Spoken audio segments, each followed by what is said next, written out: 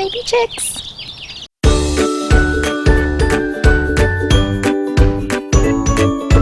Good morning.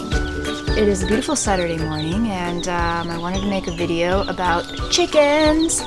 So this video is about why I think you should have chickens if you have the space for them. They actually make pretty decent pets, and what I personally like about them is they're a useful pet because they give you eggs. So Ginger and Pepper, I don't know if you can see them in the video, but they're behind me.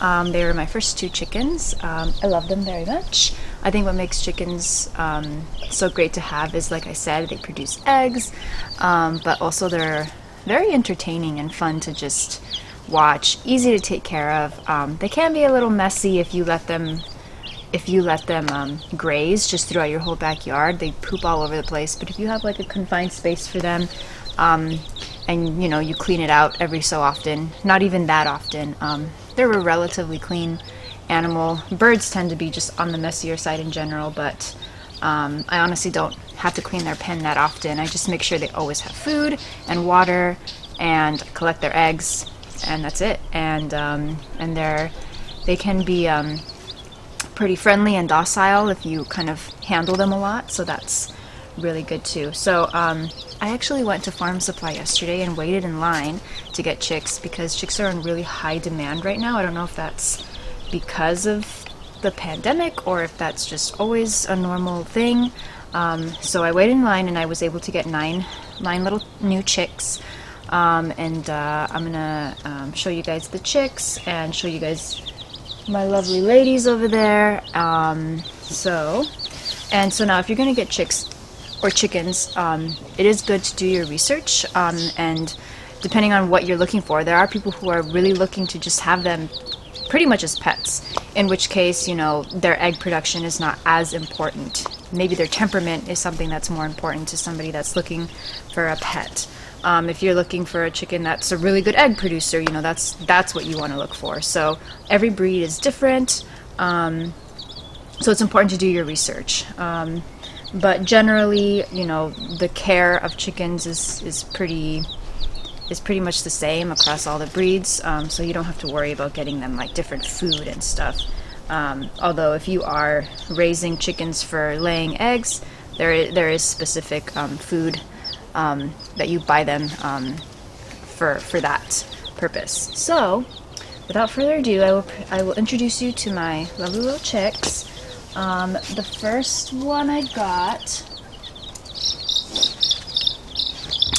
this is an olive egger, and the reason I got the olive eggers is because, well, it's exactly what it sounds like. They lay olive eggs. So this is what they look like as chicks. When she gets older, she'll probably have dark coloring, as you can tell by her black fuzz. Oops.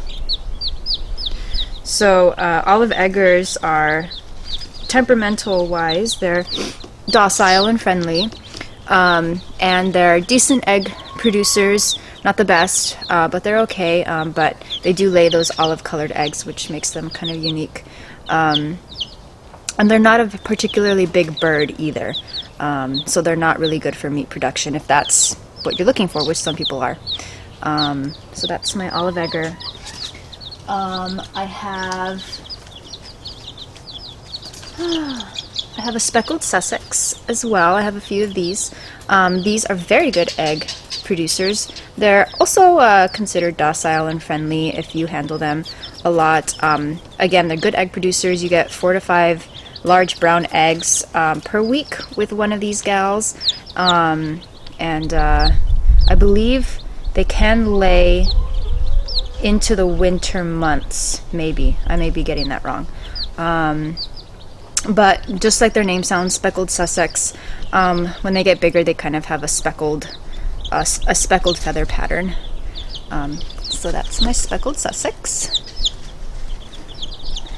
Next, I have the dark Brahma. So she has a kind of the same pattern as the speckled Sussex. Oh, she's upset.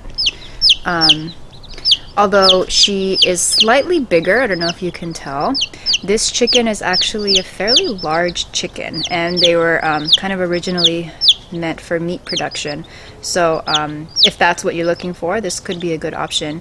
So again, they're fairly large, but they although their large size can be intimidating, especially to children, they're actually also a very docile bird, and not particularly good egg layers, but they'll still lay brown eggs for you, and it's okay. And I really like this one because she has feathers on her feet, which is really cute. Okay, I'll put you. And then the last one I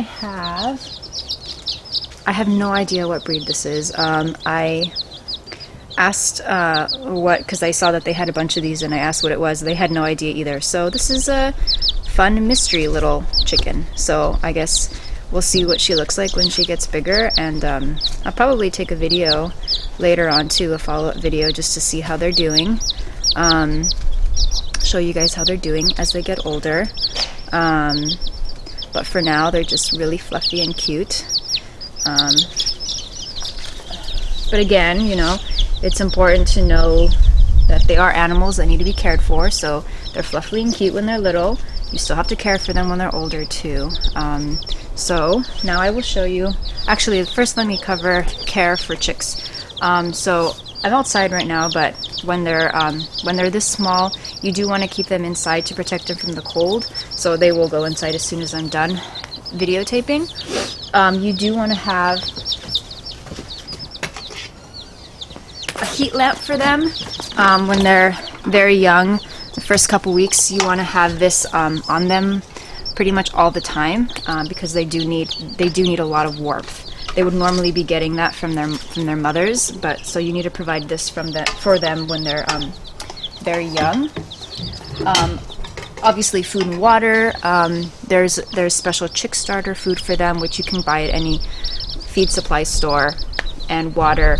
You do have to. They eat a lot more than I thought they did, so you have to replace their food, you know, multiple times a day, depending on how big the feeder is, and the water too gets pretty messy. They're messy little birds, so you just get used to the idea that you will have to kind of change out their water and food often because they step in it and they poop in it and stuff.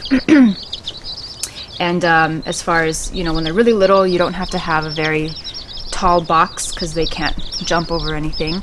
You want to line their box with shavings. I'll go ahead and just show you guys their little setup right now. So that's where they are right now. And as they get bigger, get a bigger box. Once they're, I believe, 4 to 5 weeks old is when they can be moved to the outside.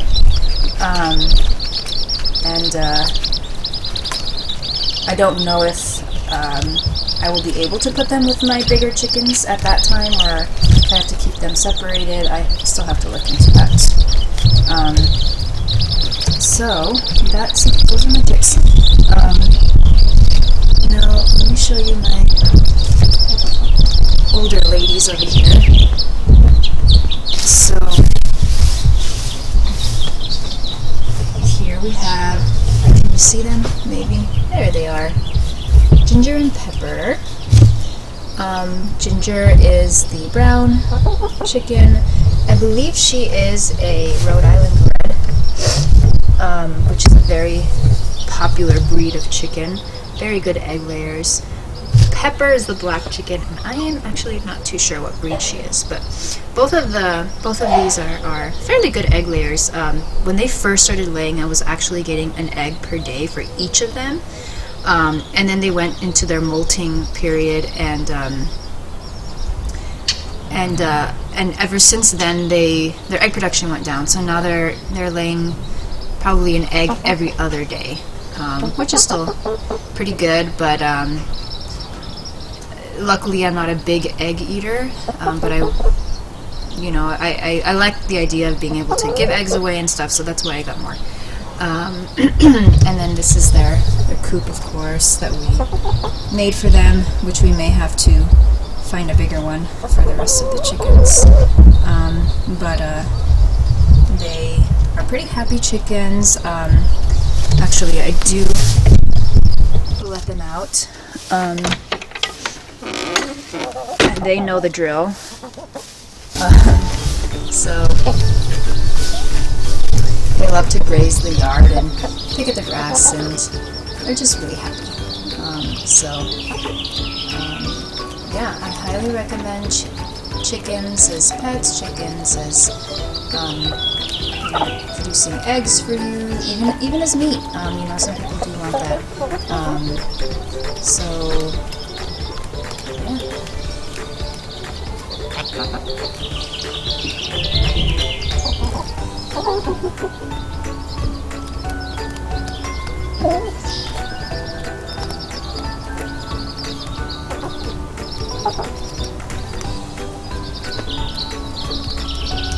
Also, I haven't named any of them yet, so if you have any great suggestions for names, leave a comment below.